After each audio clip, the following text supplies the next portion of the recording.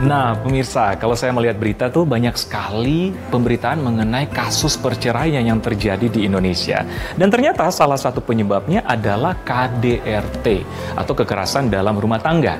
Nah, hal ini terjadi karena salah satu pihak memiliki emosional yang tidak terkontrol atau anger management yang tidak stabil menyebabkan mudah marah.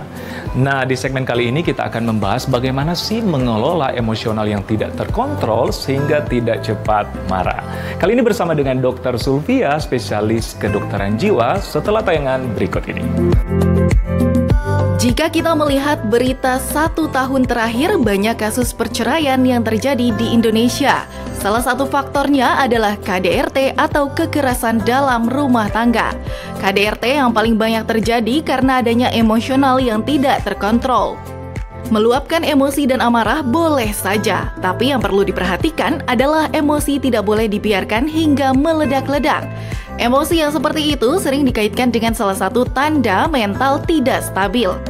Pemirsa, tahukah umumnya perilaku kekerasan tersebut biasanya dilakukan berulang hingga menyebabkan trauma fisik dan mental bagi korbannya? Lantas, apa yang mendorong seseorang melakukan KDRT? Mungkinkah pelaku KDRT bisa sembuh? Yuk kita simak penjelasannya. Akhir-akhir ini banyak sekali kita mendengar kisah orang yang mengalami KDRT atau kekerasan dalam rumah tangga.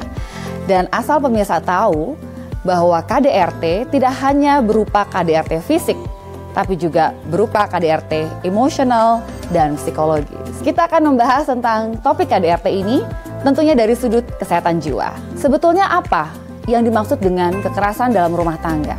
Apabila di dalam rumah tangga tersebut adanya suatu tindak kekerasan berupa fisik, berupa emosional, dan juga psikis yang dapat membuat salah satu pasangannya merasa tertekan dan menderita. Tentunya tidak hanya si korban yang mengalami KDRT yang mengalami tekanan batin ataupun masalah-masalah kesehatan mental.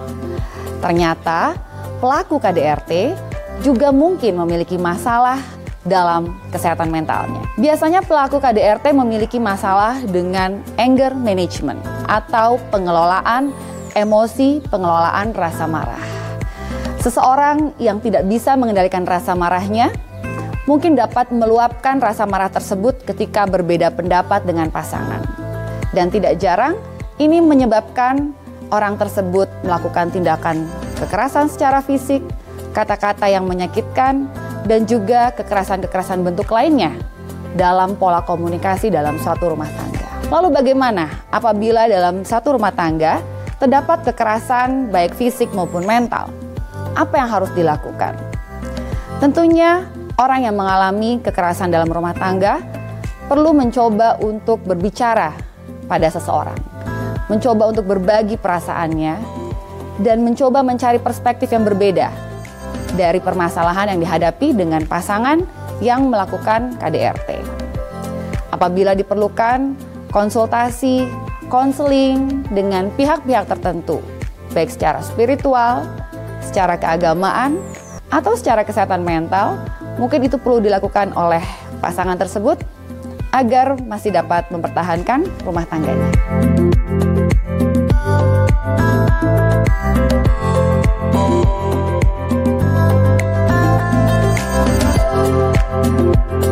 Pemirsa, banyak hal yang menyebabkan mengapa terjadi KDRT dalam satu rumah tangga. Ada beberapa faktor. Misalnya dari faktor pelaku KDRT. Mungkin saja memang ada permasalahan dalam sisi kesehatan mental dari pelaku tersebut. Ada trauma-trauma di masa lalu yang membuat pelaku tersebut sulit untuk bisa mengelola emosi yang muncul, sulit untuk bisa berkomunikasi dengan baik, dan bahkan bisa jadi ada permasalahan-permasalahan lain. Misalnya permasalahan adiksi, masalah penggunaan zat, dan juga permasalahan lainnya. Lalu bagaimana apabila memiliki seorang pasangan yang cenderung sulit untuk mengelola emosi, yang cenderung meluapkan emosi dan melakukan kekerasan dalam rumah tangga?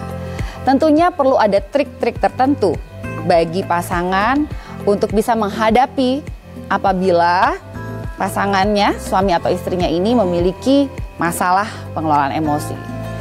Coba kenali situasi apa saja yang dapat mencetuskan rasa marah pasangan kita. Misalnya situasi-situasi ketika pulang kerja, ketika ia dalam kondisi lelah, ketika membahas isu-isu tertentu. Berusahalah untuk mengidentifikasi dan menghindari sebisa mungkin situasi tersebut. Tentunya ini agar dapat menjaga kondisi Anda tetap aman dan terhindar dari perilaku kekerasan pasangan tersebut. Selain itu, cobalah untuk selalu berbicara, berkomunikasi dalam situasi dan suasana yang netral. Karena apabila emosi ikut terlibat dalam suatu komunikasi, ini akan cenderung memicu emosi dari pelaku KDRT dan akan timbul kembali kekerasan-kekerasan di dalam rumah tangga. Jangan lupa untuk selalu memiliki bukti-bukti, memiliki saksi apabila memungkinkan, sehingga apabila suatu saat Anda memutuskan untuk melaporkan tindakan tersebut, Anda sudah memiliki berbagai bukti, Anda sudah memiliki saksi yang dapat membantu Anda untuk melaporkan tindakan kekerasan tersebut. Apabila Anda menerima tindak kekerasan, coba untuk segera menghubungi seseorang yang dapat mendampingi Anda, yang dapat kemudian bersaksi bahwa memang pada momen itu Anda mengalami tindak kekerasan, dan segera laporkan diri kepada pihak kepolisian. Pemirsa, mungkin Anda bertanya-tanya, kapan saya perlu mengakhiri ini semua? Kapan saya perlu mengambil action, mengambil tindakan, dan bahkan mungkin mengakhiri rumah tangga dari pelaku kekerasan dalam rumah tangga tersebut? Tentunya kita perlu melihat dulu pola yang terjadi di dalam rumah tangga.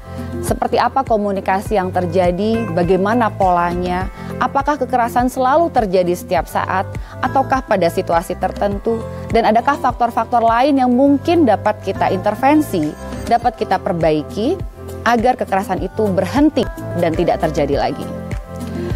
Namun, apabila Anda merasa sudah berusaha untuk mengintervensi berbagai faktor, Anda sudah berusaha untuk melakukan mediasi, meminta bantuan dari pihak-pihak yang dapat membantu agar rumah tangga ini terus berjalan. Mungkin Anda sudah melakukan konsultasi secara spiritual, secara religi, meminta mediasi dari pihak keluarga, bahkan sudah menjalani sesi konseling pasangan atau sesi konseling marital. Namun perilaku dari pasangan tidak berubah, tetap terjadi kekerasan di dalam rumah tangga. Mungkin Anda perlu mengumpulkan keberanian, menyusun strategi apabila memang ingin berhenti dari tindak kekerasan tersebut. Beritahu seseorang, keluarga yang terdekat, bahwa Anda memutuskan untuk berpisah dari si pelaku KDRT. Siapkan juga rencana yang aman untuk Anda. Tentunya kita tidak ingin terjadi hal-hal yang tidak diinginkan. Cari tahu di mana tempat yang aman yang dapat Anda tuju apabila Anda memutuskan untuk berpisah dari pelaku KDRT. Pilihan untuk berpisah ada pada Anda. Kapan saatnya berpisah, kapan saatnya berjuang, itu juga ada pada Anda. Namun pertimbangkan segala situasi, pertimbangkan segala hal yang sudah terjadi, dan masa depan yang akan Anda hadapi. Pemirsa, sekali lagi ingatlah bahwa Anda tidak sendiri dan bantuan itu tersedia. Jangan lupa untuk meminta bantuan, meminta pertolongan kepada orang-orang terdekat di sekitar Anda. Dan Anda perlu yakin Anda bisa melewati semua ini dengan baik. Terima kasih sudah menyimak. Saya Dr. Zulfia Syarif, SPKJ. Semoga bermanfaat. Salam sehat jiwa.